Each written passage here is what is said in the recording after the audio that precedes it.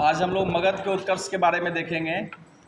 तो मैंने कल बताया था कि मगध जो महाजनपद था उसका विस्तार कहाँ से कहाँ तक था। पटना, बिहार के पटना, गया और शाहाबाद के इलाके में मगध का विस्तार था।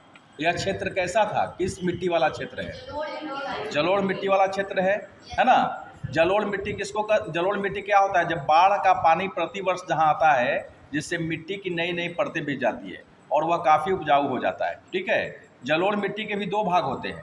ठीक है। हाँ, खादर और बांगर। खादर जो है अधिक उपजाऊ है, बांगर उससे कम उपजाऊ है। ठीक है। तो जो मगध का जो इलाका है वह जलोढ़ मिट्टी वाला क्षेत्र है, उपजाऊ है। लेकिन यहाँ जो है सबसे पहले गया के क्षेत्र में जो है, मगध के क्षेत्र में लोहे का मिलना, लोहे का जब प्राप्ति हुई यहाँ, तो इसने 16 महाजनपद में सभी महाजनपदों पर यह भारी इसलिए हुआ कि लोहा के मिलने से इससे दो फायदे हुए। पहला फायदा क्या कि लोहा का इस्तेमाल वह हल के फाल के रूप में करने लगा। ठीक है। तो हल के फाल में लोहा का इस्तेमाल हुआ, जिससे ज़मीन की जुताई गहरी होने लगी।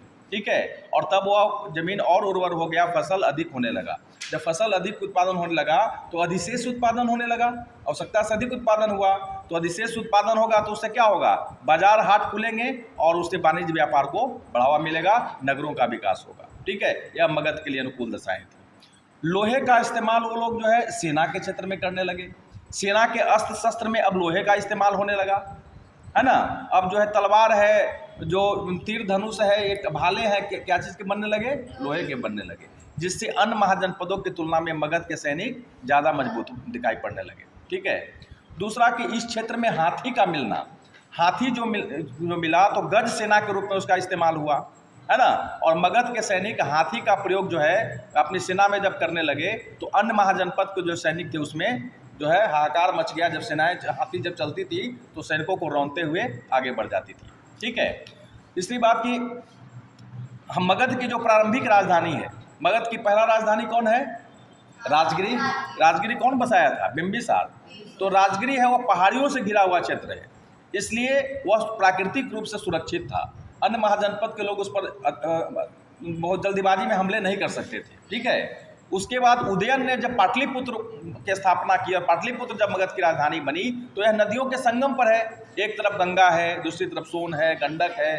तो इन नदियों के संगम पर स्थित होने के कारण यह भी प्राकृतिक रूप से सुरक्षित रहा। ठीक है। और इस नदी से उसको फायदे भी हैं, क्योंकि नदियों में जो व्यापार हो रहा है, परिवहन हो रहा है, उससे जो है उसको टैक्स की प्राप्ति हो रही है ना। तो यह बड़ी भूमिका है उसकी जो है। तो इन सब कारणों से जो है मगध की स्थिति अन्य महाजनपदों की तुलना में मजबूत होता चला गया। ठीक है। इसके अलावे जो है अभी तक जो मगध का क्षेत्र है वहाँ आर्यों का विस्तार अभी तक नहीं हुआ है।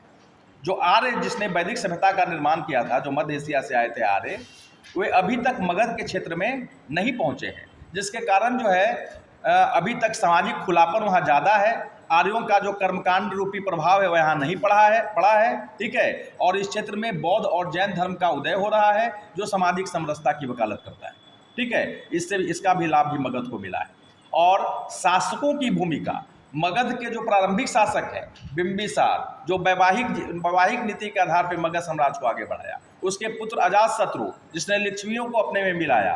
ठीक है। उसके अलावा उदयन है, आप इसमें आइएगा। उसके बाद शिशुनाग वंश आ गया हर्यंक वंश के बाद। तो शिशुनाग वंश में जो शिशुनाग है, उसके बाद कालाशोक है, इनकी भी बड़ी भूमिका रही है। नंद वंश के बाद फिर इसके बाद कौन सा वंश आता है? नंद वंश। नंद वंश में मुख्यतः दो शासक को हम लोग पढ़ते हैं, पहला महापद्म नंद और दूसरा धनानंद, है ना। और उसके बाद जो है चौथा राजवंश किसको पढ़ते हैं हम लोग? मौर्य राजवंश। मौर्य राजवंश के संस्थापक कौन है? चंद्रगुप्त मौर्य, है ना। चंद्रगुप्त मौर्य। और उसके चंद्रगुप्त मौर्य का बेटा कौन है? बिंदुसार। और उसका पुत्र अशोक, है ना। अशोक महान जिसको कहते हैं, जिन्होंने धम्म की नीति अपनाई थी और धम्म की नीति के द्वारा अपने साम्राज्य का विस्तार किया था। लेकिन 261 BC में कलिंग युद्ध के बाद जो भीषण रक्तपात हुआ, उसके कारण उसका हृदय परिवर्तन हुआ और वहीं से उसने धम्म की नीति को अपनाया है। ठीक है।